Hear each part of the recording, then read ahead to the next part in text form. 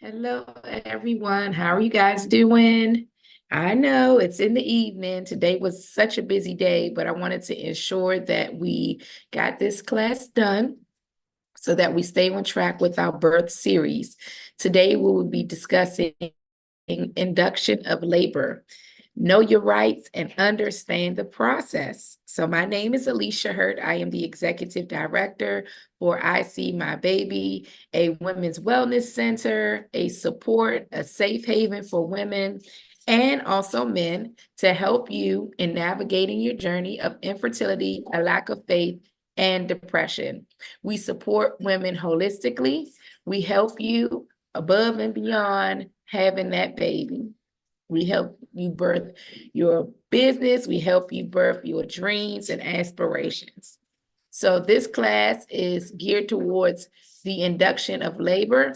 If you go past your delivery date, if you have some type of ailment or high risk, your doctor may ask you to go through the induction of labor process.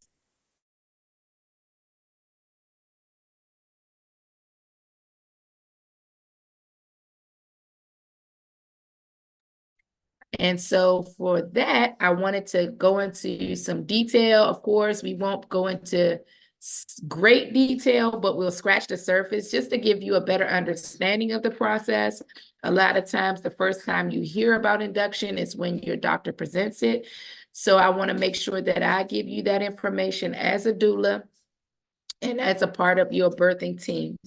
And then we can go into greater detail when you have more questions during our consultation or during our birth plan discussion. So again, welcome, welcome, welcome. And I would ask if you place in the chat, what's one word you associate with induction? And while you do that, I'll go over what we will discuss during this webinar.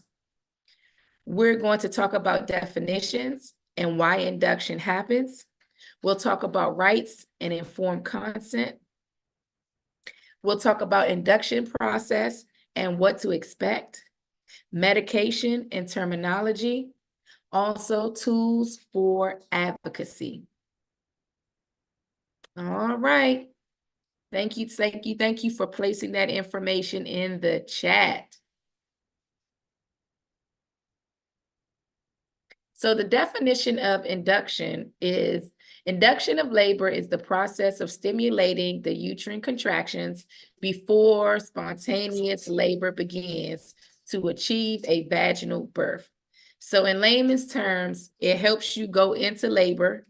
If your body is not ready, if it hasn't started the process, the induction helps to start the process and get your body going so that you can have a vaginal birth.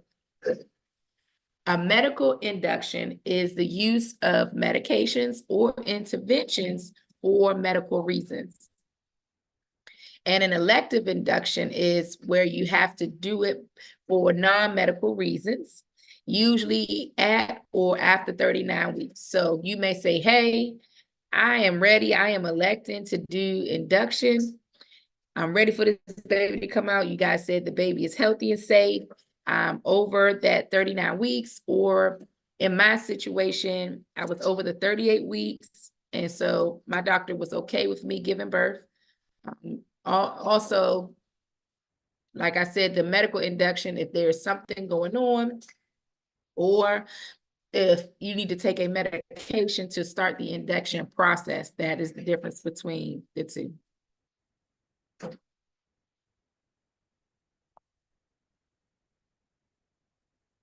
The reasons for induction. So remember, we just talked about the medical one, and then we talked about the elective one.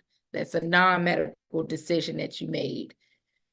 So the medical one is if you have preeclampsia, and I've spoken on this previously. I've had preeclampsia with 2 of my children, and also postclampsia. Post is after the pregnancy is over, but preeclampsia, more than likely your doctor will say, hey, we're going to induce you for medical reasons to get this baby out safely so that you won't have any type of risk associated with your health and the baby's health. Also gestational diabetes. That was the reason why I did medical induction with two of my children. And then also chronic hypertension, meaning high blood pressure. Pregnancy-related reasons for induction. Post-term pregnancy, meaning you've gone beyond the 41 weeks and it's time to kick that baby out. Premature rupture of the membranes. Also, the intrauterine growth restriction, and the acronyms are there as well. A provider or personal reasons. So for convenience, I know for my son, I was just like, I just can't do this no more. My body was ailing me, and that's before I knew I had rheumatoid arthritis. That is before I knew I had rheumatoid arthritis, and I was just aching so bad. I was just ready for that baby to come out. I was like, Lord, God, Lord, please, doctor, please listen to me. Also, if your hospital is a further distance, that's a reason that you may opt to be induced. Here's a scenario to further discuss. Sarah is 41 weeks with no labor signs, and her OB recommends induction to prevent complications from post dates. So Sarah must weigh the benefits of awaiting against possible risks. So she has to really figure it out. You know, she may not want to do it. She may want to wait. She doesn't want the baby to be rushed to come out. However, she also has to think about her health and also having a healthy delivery if she continues on. A lot of times those kids grow rapidly. And so it's like, you want to push out an 8-pound baby or a 10-pound baby, which one? Even though women do that every day. Your rights and informed consent. So you want to know your rights with anything. You don't want it to be when you're in the hospital and you have to figure everything out. You want to think about this prior to, like I said, when we go through your birth plan, we want to talk about it and really have a clear understanding of the terminology when they talk to you if you're doing a hospital birth. So you want to make sure you have consent. You want to have full disclosure. You want to understand in plain language what is being said to you, and you want to have a voluntary agreement. And there are some red flags that you want to question. So if you hear them saying, we're going to start the Pitocin now, and there's no discussion, it needs to be talked about. What is the Pitocin? How is it going to feel? How much are you going to start me on? When are you going to come back and check me? You need to know what's going on to be informed with your body. What are the side effects of it? How is it going to make me feel? Also, can we stop it? You know, if I'm reacting or if the baby is reacting. Those are questions that you want to ask. If you hear, I have to be induced today, and there are no other alternatives, those are red flags. So what do you mean? Ask probing questions. You don't have to just say yes, yes, yes, yes, yes, even if you agree, because most of the time, the doctor is going to say something that aligns with your health, that aligns with what you need to do. But the reason for this is just to educate you so that you know what's going on. You just say yes, yes, yes, and then you don't know, you don't understand. And then later on, you're like, man, I should have made a different decision. Well, you got to listen out for these red flags. You need to know what's going on so that you can make informed decisions. So if you hear these things and there's no discussion about it, there are no options, then you ask, because there are other options. You just have to talk about it. So scenario, Maria is told that she must be induced with no explanation. She doesn't feel comfortable. And so role play, how she might ask for clarification. So something that she may say is, hey, doc, nurse, can you explain why this is being recommended? That's open-ended, and that helps get the conversation going. What are the alternatives? Straight to the point. What are the alternatives? So if you're saying, hey, you got to be induced today. Okay, what's the alternatives? What if we say, no, we're not going to get induced today? What else can I do? Why? Tell me why. Why are you recommending it? And they won't get offended. They'll just explain it to you. But if you don't ask, they'll just continue on with your care.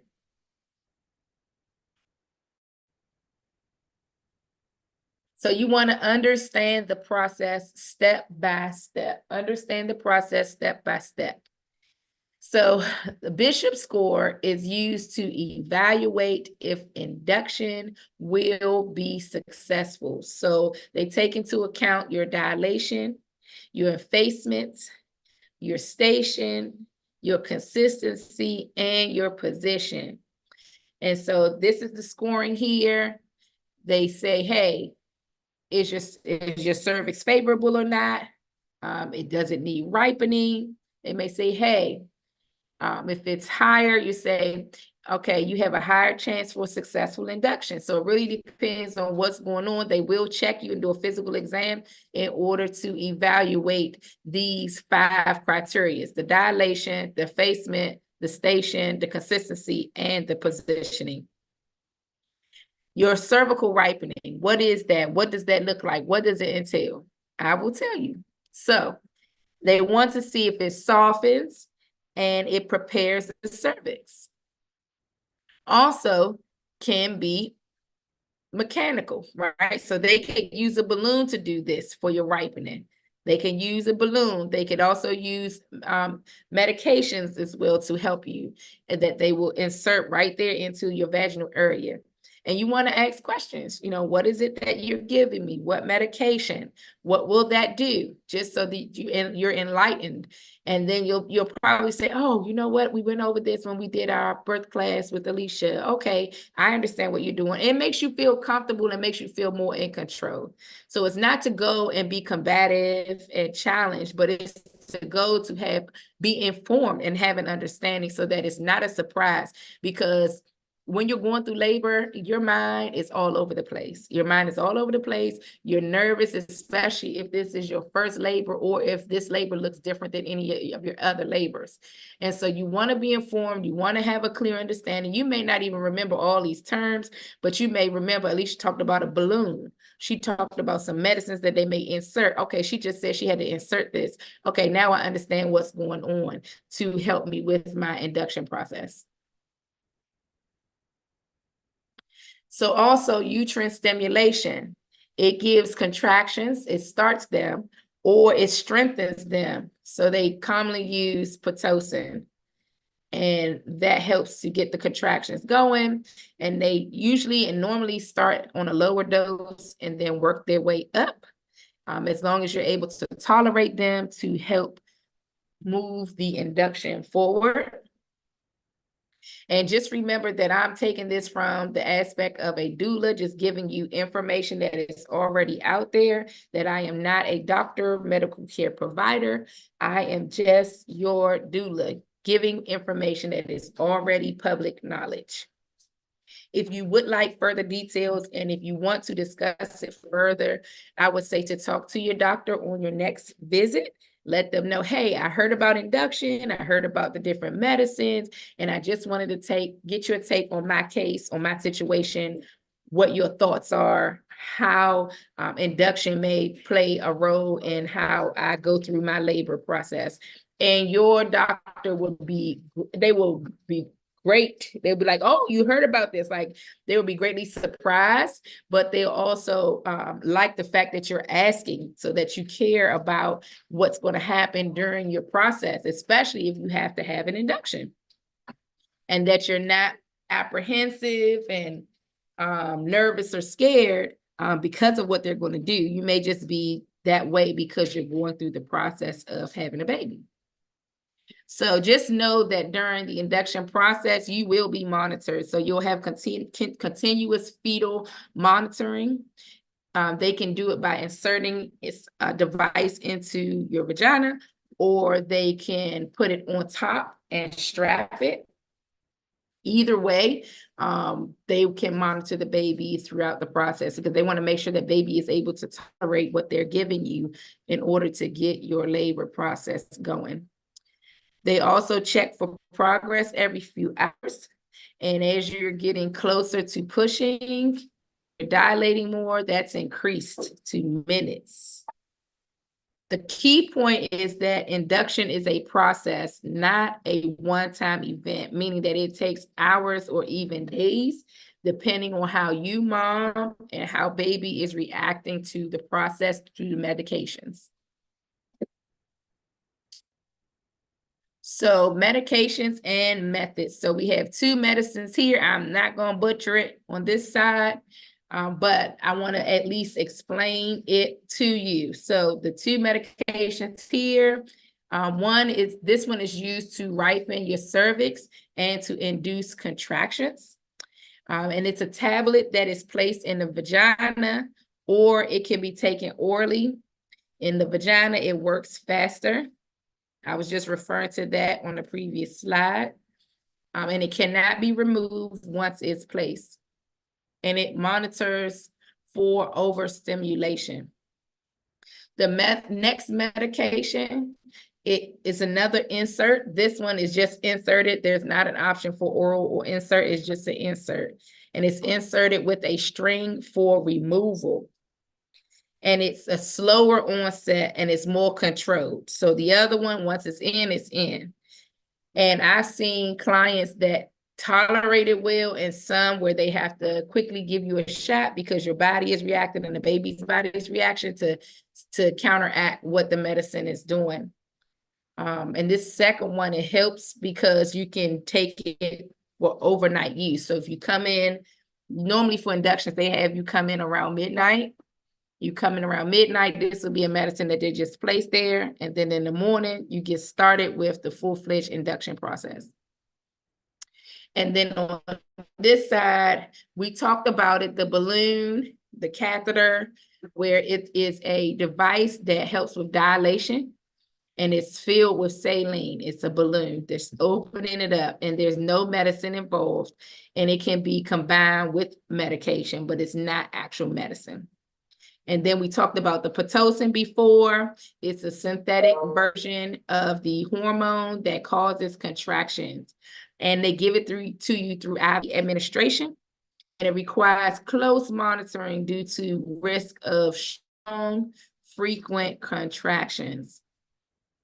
And so here's a scenario to talk through the medicine. So Jasmine was offered the medicine that the first one where it cannot be removed, and it can be taken vaginally or it can be taken orally. And she's at 39 weeks. And so she prefers to avoid Pitocin. And she asks her doctor, can we try medical methods first? Which is a great question to ask, because if you don't want anything forcing you to contract, and if you're like, oh, I don't want anything in my IV and I want to try something different, I don't want a synthetic version of the hormone, want something maybe more natural, then the doctor may say, okay, we could try that balloon, that catheter, or something else. And then she asks about the medicine. You know, what if this medicine doesn't work? Then what? And that's a great question, because she's helping to set the tone, to take control of her faith, her journey, and to find out what are going to be the next steps if it does not work, since she does not want the Pitocin. And the doctor will give her other suggestions. And as long as you do not have the epidural in, then you can move around and you can help with the laboring process. You know, just because it's an induction doesn't mean you have to stay put in the bed. You can help. You can walk the halls. You can get on your ball, right? You can stretch. You can use the bar. You can do all kinds of things as long as you don't have that epidural in. Because if you have the epidural in, then you have to stay in the bed. You can't do too much movement thereafter. So here is some common hospital terminology and advocacy. So here's some ones. Dilation. What is dilation?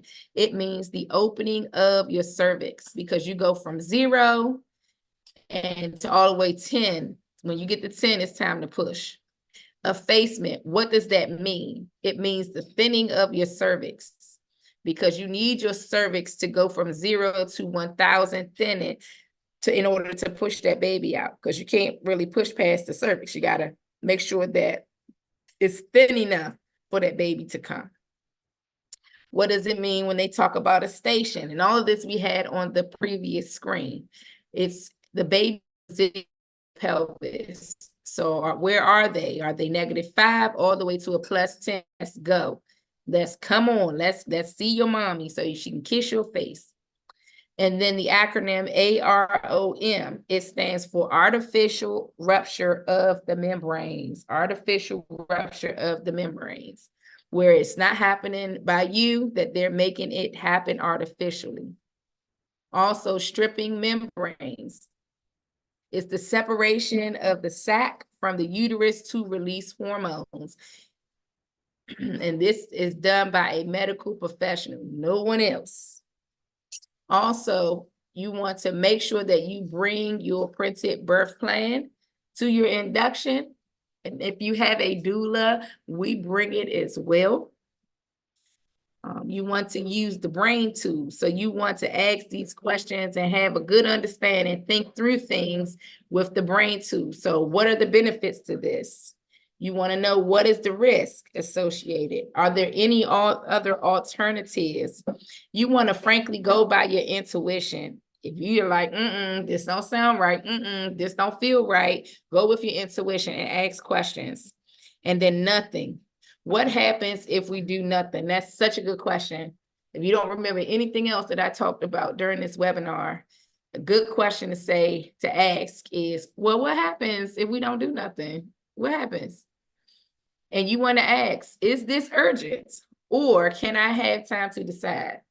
And you want to ask that because you definitely do not want to put the life of your baby or your life in jeopardy. But if you do have time, you don't want to rush into a decision that you may regret, or that the decision that you may not have to make right away. You want to make sure, and this is for the partner and the doula roles, that you take notes, you ask clarifying questions. You also help to ensure the birthing person's voice is heard and that they understand what is going on. So emotional and physical preparation. So the mind-body connection. There, like I said before, there's going to be some anxiety, there's going to be some fear and stress, and it can definitely influence the labor progression. And so with having a doula or support person, when emotions get high, we help to bring them down, to center you, to calm you, to help you with your breathing techniques, also visualization. I always say, visualize your baby. What's your baby name going to be? Samantha, Adam, Paul, whatever your baby's name is going to be. I would say, hey, envision Samantha, envision kissing Paul's face, envision looking into Samantha's eyes. What are you going to say to her to really help you center? Or I would say, you need to call on the name of the Lord right now. And I would start to pray with my clients to really help you to come back, to center you. Affirmation cards. You may say, get that card out my face. Like when the rat was placed on my forehead, I flung that thing across the room. I remember taking that blood pressure cuff off of me. I was like, get that off of me, right? Because it just was like, it's getting real. And so you have the support person around you, or your doula, or both, to really help you. And we ping pong. Again, some comfort measures that help you during induction is the birthing bowl, walking, and doing the sideline positions. I'm just so happy. The last birth that we just did, we had an excellent nurse there. When I say phenomenal, and she was doing those exercises, and she had my client doing that sideline. I was like, yes, honey, because that's what we talk about. Also music and aromatherapy, using warm blankets, because hospitals tend to be cold. And you want to discuss those expectations and be flexible. Be flexible. I know you just want this baby come out, but it is a whole process. And know that things may not go as planned, and that's okay. You want to communicate again with your provider. You want to be clear and assertive. You know, you want to say things like, I need more time to think about this, so don't rush me. Also ask open-ended questions. What are my other options? Again, with your partner, your support person, you want to have that person to be able to speak up for you. They notice changes in tones or pressure from the staff. They also want to write things down if you tend to forget, or you want to make sure to ask clarifying questions. And you want to build trust. You want to approach those conversations with curiosity, not with conflict. And you want to remember, you are the expert of your own body and of your values. You run the show. So in conclusion, I want you to understand that no matter how your labor begins, understanding your options empowers your experience, and preparation reduces fear and boosts confidence. So there are 5 takeaways that I want you to make sure you understand. And if you need to, you can go back to the recording of this. You can say yes or no to any procedure. You need to ask questions and use that brain tool. An induction is a journey that can take time, hours to days. Each method and medication has pros and cons, so you want to have a great understanding of what that means for you. And you are the most important voice in the room. So don't let people just talk about you or at you. They need to talk to you with empathy, love, and genuine support and care. So remember to stay connected with us, to follow us. Again, we have a Women's Wellness Center in Bainbridge, Georgia, 310 South Scott Street. Remember that you are strong, capable, and ready for this journey. And together as a team, you can navigate labor with confidence and love. And that we are here to support you every step of the way. Again, my name is Alicia Hurt. I am the Executive Director of I See My Baby. And we are here to support you in navigating your journey. I thank you all for your listening ear. If you do need to reach out to me, please do not hesitate to contact me at the information below, info@iseemybaby.org or 229-939-3240. And you can go to our website at iseemybaby.org. Thank you guys. Love you. Good night.